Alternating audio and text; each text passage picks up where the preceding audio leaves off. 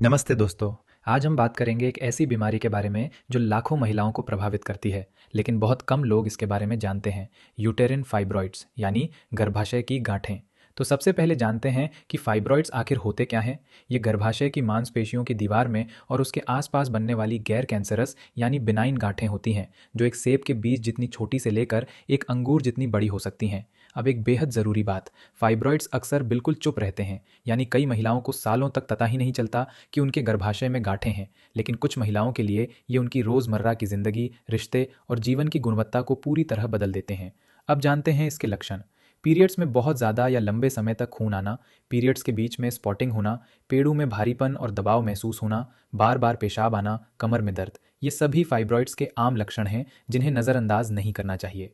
Fibroids fallopian tube को block कर सकते हैं या भ्रूण के जुड़ने में रुकावट डाल सकते हैं, जिससे गर्भधारण में कठिनाई होती है, गर्भपात का खतरा बढ़ जाता है, खासकर पहली तिमाही में, और प्रसव के दौरान समय से पहले प्रसव, शिशु की असामान्य स्थिति और सिजेरियन की ज़रूरत पड़ सकती है। अब बात करते हैं जोखिम कारकों की। 30 से 50 साल की उम्र की महिलाओं में इसका खतरा सबसे ज़्यादा होता है। आपकी माँ, बहन या मौसी को फाइब्रॉइड्स रहे हों तो आपका खतरा भी काफ़ी बढ़ जाता है। इसके अलावा मोटापा, उच्च रक्तचाप, हार्मोनल असंतुलन, खासकर एस्ट्रोजन और प्रोजेस्टेरॉन का बढ़ा स्तर और लाल मांस ज़्यादा खाने व हरी सब्जियां कम खाने की आदत भी फाइब्रॉइड्स के जोखिम को बढ़ाती है। अब जानते हैं इसकी जांच कैसे होती है। पहले पेल्विक परीक्षण से शुरुआती पहचान होती है, फिर अल्ट्रासाउंड से पुष्टि की जाती है और ज़रूरत पड़ने पर सीटी स्कैन या एमआरआई से विस्तृत जानकारी ली जाती है। इलाज के विकल्पों की बात करें तो हर महिला का अनुभव अलग होता है, इसलिए इलाज भी व्यक्तिगत होना चाहिए। लक्षणों की गंभीरता, फाइब्रॉइड का आकार और स्थान और भविष्य में गर्भधारण की इच्छा, ये सब मिलकर सही उपचार तय करते हैं। अगर फाइब्रॉइड छोटे हों और कोई तकलीफ ना हो तो देखो और इंतजार करो वाला तरीका अपनाया जा सकता है, क्योंकि रजोनिवृत्ति के बाद एस्ट्रोजन कम होने से ये अपने आप सिकुड़ जाते हैं।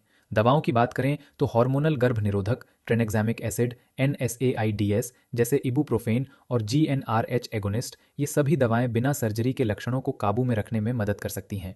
और अगर सर्जरी की ज़रूरत हो तो मायोमेक्टोमी में सिर्फ गांठें हटाई जाती हैं और गर्भाशय सुरक्षित रहता है। हिस्टेरेक्टोमी में पूरा गर्भाशय निकाल दिया जाता है, जो एक स्थायी समाधान है। यूटेरिन आर्टरी एम्बोलाइजेशन में न्यूनतम आक्रामक तरीके से फाइब्रॉइड को रक्त आपूर्ति रोककर सिकोड़ा जाता है और MRI गाइडेड फोकस्ड अल्ट्रासाउंड से बिना किसी कट के ध्वनि तरंगों से फाइब्रॉइड नष्ट किया जाता है।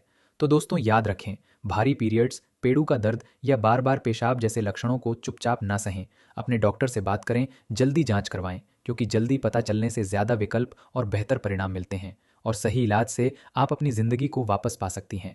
ये जानकारी किसी ज़रूरतमंद महिला के साथ ज़रूर शेयर करें, क्योंकि जागरूकता ही सबसे बड़ी दवा है।